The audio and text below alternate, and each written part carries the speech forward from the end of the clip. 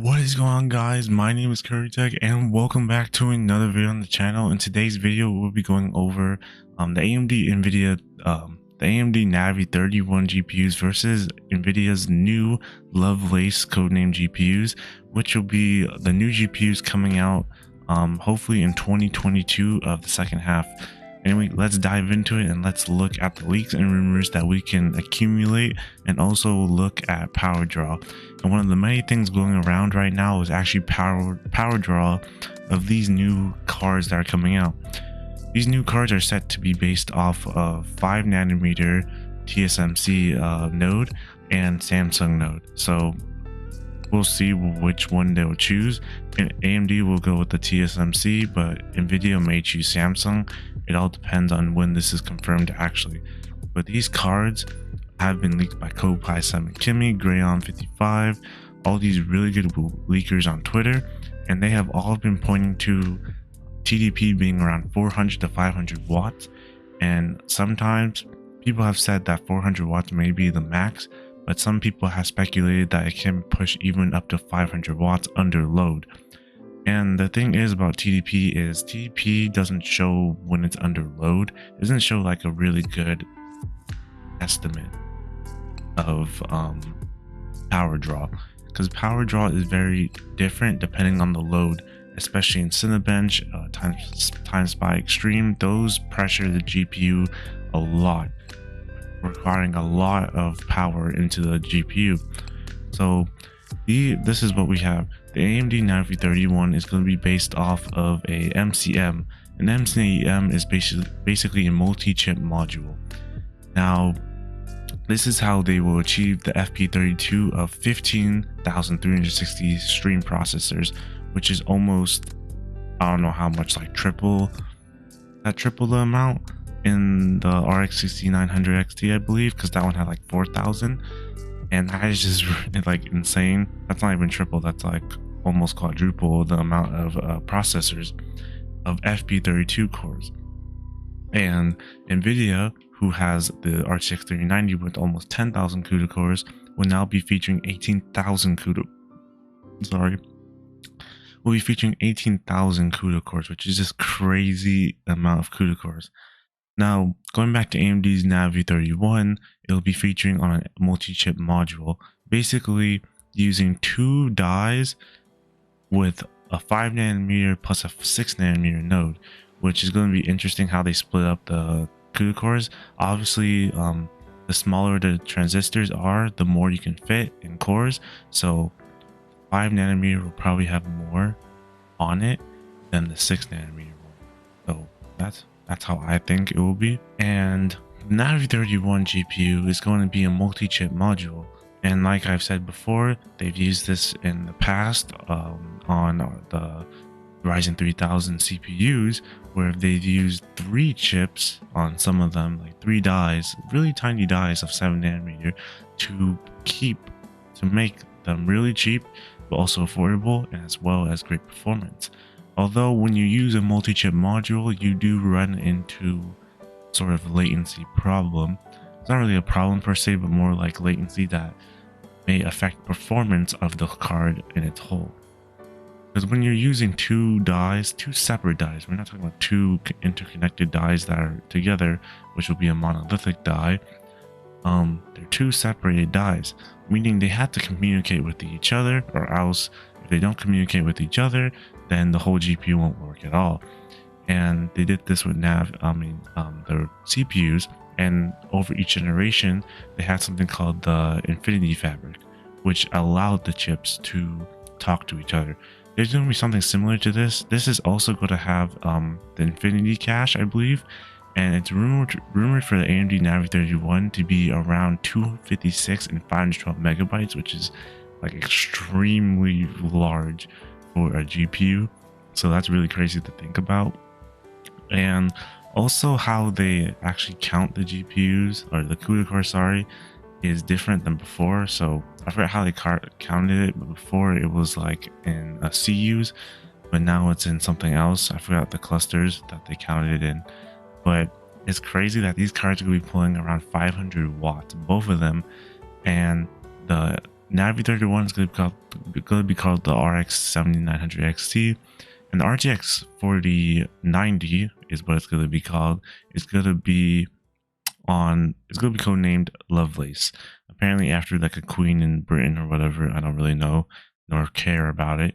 It's going to be based on a monolithic die, but will be featuring more cores than the Navi 31 7900 XT. So when I think about it, it's a 600 millimeter square die versus 800 millimeter square die or more. And it's very interesting to think that NVIDIA is putting more CUDA cores into one monolithic die, although it would make sense because they're just using one singular 5 nanometer die versus a 5 nanometer plus 6 nanometer. So I don't know how they're going to split that up for AMD. So that might be why there's less CUDA cores in this. But CUDA cores doesn't automatically equal to performance as well, because on paper these cards look really good, and I have no doubt that they're going to perform way more than the RTX 3090, the RX 6900 XT. What I'm most afraid of is the amount of wattage these GPUs are going to pull under load with like overclocked a little bit. These cards could pull like 500 watts easily. That's really scary to think of, that a power supply may not be like a 700 watts, probably not going to be enough. An 800 one, 850, I think you're kind of pushing it, but it's really scary to think of it like that. XBot, who did their benchmarks using 3950X with a DDR4 3200. This is they test the games at 1440p and 4K, so we can use this as an average benchmark. Anyway, we can see the RTX 3090 and the RTX 3080. Obviously, it's based off twice the amount of a GA102, which is the 3090 PCB. You can see at 1440p, very high qualities. You can see the 3090 hitting 160 FPS at Death Stranding. Although I don't play Death Stranding myself, but if we say twice the amount of performance of this, so if this was actually twice the amount of performance, quotation marks, we can see the RTX 4090 hitting 320 FPS at 1440p. Now, will it be 320 FPS? Not exactly. It'll probably be like 280, maybe. Like, that'll be really good. Or 270. I'm just trying to estimate real world performance and then what the company's saying, twice the amount of performance. So if it can even be 300 FPS, that'd be great. Now 4K, if this is really 2 times the amount of performance, that's going to be really good for people that play at 4K, because 4K has been something that hasn't been able to get mainstream yet. 1440p has gotten to be mainstream a little bit more, but 4K is something that is just a little bit higher up for people that it's not there yet. And you can see the 3090 only being able to hit 113 FPS at very high quality at 4K. And that's really good, hitting triple digit numbers. But if we remember twice of that, that's going to be around what, 200 FPS? If we, with a grain of salt, 200 FPS probably, or 220 FPS. That's twice the amount of performance around there. So realistically, that will be really good as a performance. That's twice the amount of performance. I would really say probably 180 FPS or 170 FPS, just being on the downer side, just because the company says, or rumors say, that's twice the amount of performance. We can't really look at it as twice the amount of performance, because on paper to real world is really different. So, all right, let's go to a video game that maybe everyone plays. Oh yeah, Tom Clancy's Rainbow Six Siege. People play that. 3090 and 360 FPS at ultra quality, 1440p. So we could hit like 300 times 2 is what, 600. So times that 60 by 2, that's 120. So I don't even know how much. That's a lot of FPS. It's like 600 FPS plus. I don't even want to do the math. So that's going to be crazy to think. So 4K is going to move into the realm, although twice the amount of performance will differ from game to game. So you can see here, 200 FPS at 4K. That's Tom Clancy's using Vulkan though. So it's not going to be using, other games use different APIs, not Vulkan.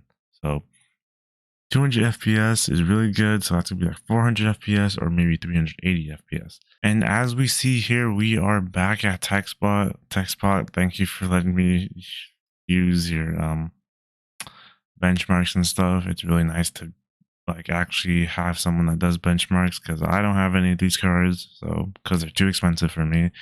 But we can see the 6900 XT right here at Death Stranding 1440p being really close to the RTX 3090, I believe, hitting 167 FPS. However, with the new Navi 31 or 7900 XT, it is said to be 2.5 times the amount of performance. Now, I can't do math, but if it's saying 2.5 times the amount of performance of a 6900 XT, then that's going to be a lot more than twice. So twice of that, 170, that's can't even do math right now. That's how stupid I am. That's like what, 340 twice. So then half, maybe 380. I'm really bad at math, so I'll probably just put it in the video down below when I actually do the math. But that's just a crazy number to think that just twice of this performance would be amazing for a lot of people. Although the cars, I don't know what they would be priced at though. They'd probably be like at least if these are the flagship, it's got to be at least 1,000, maybe even more, $1,300. So you can see the 1600 XT hitting 184 FPS, and Watch Dogs also hitting 94 at 1440p. So just double all of that, double that. So that's like 180 FPS instead of 94, which is a big difference in performance. And 4K, instead of 55 FPS, you're getting 110, 130 FPS. And that's significant of a difference in efficiency, and also being on 5 nanometer is, it shows just how much power that we and performance we can expect to these cards.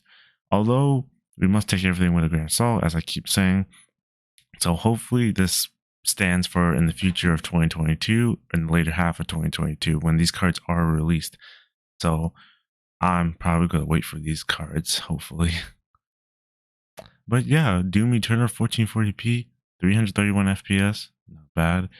191 FPS, Doom Eternal 4K Ultra Nightmare, twice that performance. That's almost what, like 400 FPS plus if it's 2.5 times the performance of a 6900 XT. And I'm just estimating where it will be.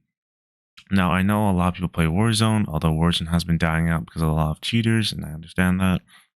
Splitgate is a really new upcoming game, so we will see performance numbers for that later down the line, hopefully. Battlefield 2042 coming soon, a new COD coming soon. Just all these new games coming out that I'm really excited for. Halo Infinite, I believe it's called. Is it Halo Infinite? I'm probably wrong, but don't roast me. But these new games are coming out, so hopefully we'll get performance numbers of that very soon, or I'll just try to find it anyway. Well, thank you guys for watching this video. I know I rambled on for quite a little bit. Just seeing these performance numbers and trying to estimate these new 4090, the 60s, the 7900 XT. I'm so used to saying these older cards. But the 7900 XT and the 4090, this crazy performance. Anyway, I hope you guys enjoyed the video. Make sure you leave a like and comment down below anything else you want to see. I'm sorry I didn't put out the pre-built video yet. I'm going to do that in a couple of days. I've just been very busy. So thank you guys for watching. We also hit like 200 views on our last video. So that was really cool to hit 200 views like finally after a while. So thank you for the support anyway. And also one of our videos also hit 36,000 views, which is super cool as well. I never thought I would be hitting that amount of views right now. Thank you guys for watching. Stay safe out there and keep gaming. Peace out.